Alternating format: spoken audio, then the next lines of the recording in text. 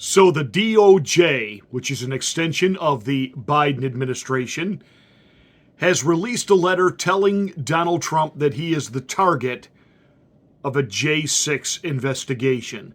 So what is this newest indictment really about? Let me ask you just a basic fundamental question. You have all of these never-ending attacks. Yeah.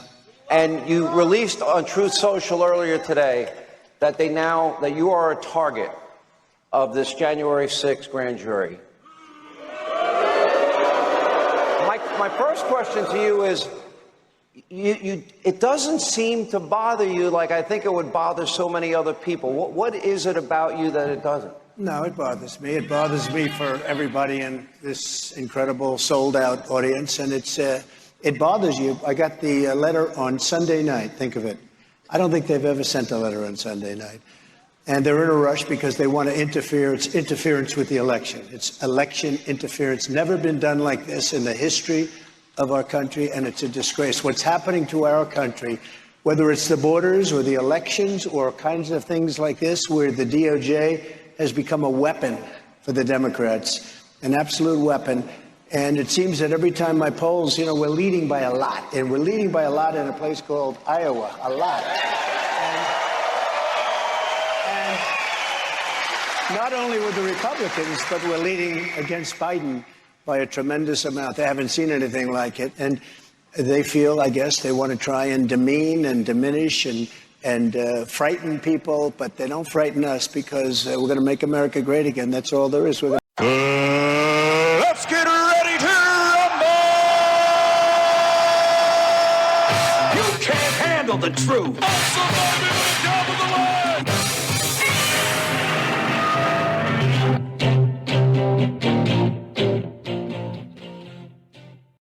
Hi, I'm Pastor Marty. This is the Afternoon Drive. Thank you so much for watching. Make sure that you are still subscribed to the channel. If you've never subscribed, please do so. Then smack the bell, click the word all to get notification of my rants. Like and share this video and help us spread the word we're here. Thank you. So Donald Trump has been targeted yet again by the Department of Justice, this time over January 6th, that he incited the riots of January 6th. And they're going back to a debate question in 2020 when he misspoke and didn't say that he was backing off of the Proud Boys, but basically told them to, quote, back away or, stand by. And they're trumping this up, pardon the pun, something out of nothing, or nothing they're trying to make something. There's plenty of video evidence that on the day of January 6th, as the president was giving his speech, that he told the people to go down to the Capitol peacefully. And throughout the day, as events began to escalate, he took to social media. He even took to a appearance via video telling people, go home. So what is this really about? It's really not that complicated. He is surging in the polls. He is pulling away from Joe Biden nationally. 11-point lead over Joe Obama in Iowa.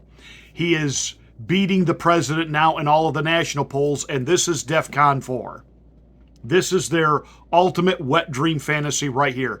This is the indictment they've wanted to take out Donald Trump. Yeah, the Stormy Daniels thing, if somehow, that lightens his pockets and puts a dent into him, they're fine with that indictment. They're fine with the other indictments they've got rolling on things like he took too many documents, but they're going to have a hard time making those cases, in particular the fact that Joe Biden also has taken documents, that every president has taken documents. In fact, Joe Biden is actually in more hot water, should be legally, for taking documents because he's never been president until now. So any documents he took up to this point as a senator and VP, he had no authorization to do so, and he certainly had no authorization to declassify anything. All of it is just meant to, they were trying to throw something out there, get it to stick to Donald Trump, and that it would eviscerate his ability to be able to run for president. Nothing has worked. They're panicked. So now they want to get him on January 6th, inciting an insurrection, and then hit him with the 14th Amendment that disqualifies him from running. They can't beat him, so they got to take him out. They don't want to do what, certain alphabet agencies are famous for doing. Just ask John Kennedy, Robert Kennedy, Martin Luther King. They're not going to take him out and make a martyr out of him. No, nay. They're going to take him out this way. They're trying to discredit him, but what happens is every time they indict him, his poll numbers go up because this is seen for what it is, the savage witch hunt from Joe Biden himself. And isn't it amazing that as the whistleblower in the IRS case against the Bidens has now come out, and he happens to be a Democrat and a member of the Pride community, and this blows up their little narrative that this is obviously some right-wing operative, and here he comes out as a Democrat, he's a gay man, and he's pointing his finger at the Biden family. Right away, we got to have something to distract and deflect attention away from the criminality, which is Joe Biden and his son, Hunter. Now, I haven't said anything about the cocaine case at the White House. Do we really need to? It's absolutely laughable when the Secret Service says, we don't know where this cocaine came from. You got cameras everywhere in that White House. Don't tell us you don't know who did it. Oh, and there was just magically no fingerprints on the bag. Look, Hunter's not that careful. This moron dropped off a laptop full of incriminating evidence at your local geek squad, near his home. Hunter is not terribly bright. He's not terribly sophisticated. He is what he is. He's a druggy crack addict who's lived his whole name off of his corrupt father's name, and that's how he's made money for himself. And trust me, he didn't wipe his fingerprints off the bag. Defiantly and as a punk that he is, thinking that he could do coke at the White House and get away with it. Of course, because Daddy will cover for him. And that's just what Daddy has done again. Nobody believes that they don't know where the cocaine came from and there's no way to tell. Nobody believes that. Nobody believes now that the Bidens aren't corrupt, that they haven't turned Ukraine into a total and complete grift, and that they're in bed with the Chinese. Everybody knows that now, and America doesn't want him. And Donald Trump has made great gains and is running away with the GOP primary, and he would run roughshod over Joe Biden. So what they're trying to do is not allow that to happen by just taking Donald Trump out. That's all this is. That's all this is. And of course, the media now, especially at CNN and PMSNBC, they will feign again. The walls are closing in. The walls are we got him now. We got him now. Trump's running scared now. Now, I'm not saying, and I want you to hear me now, I'm not saying Donald Trump won't see the inside of a jail cell. Say, Pastor Marty, don't say that. They have done everything except make a martyr out of him. And they are going to, this is a banana republic we are dealing with.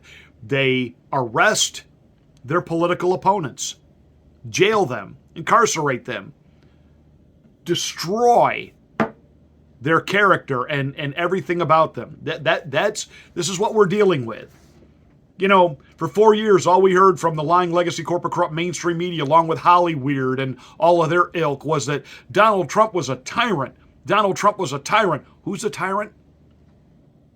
Who's the tyrant? Who's the one that arrests people he doesn't agree with? Who does this? Oh, that would be Joe Biden.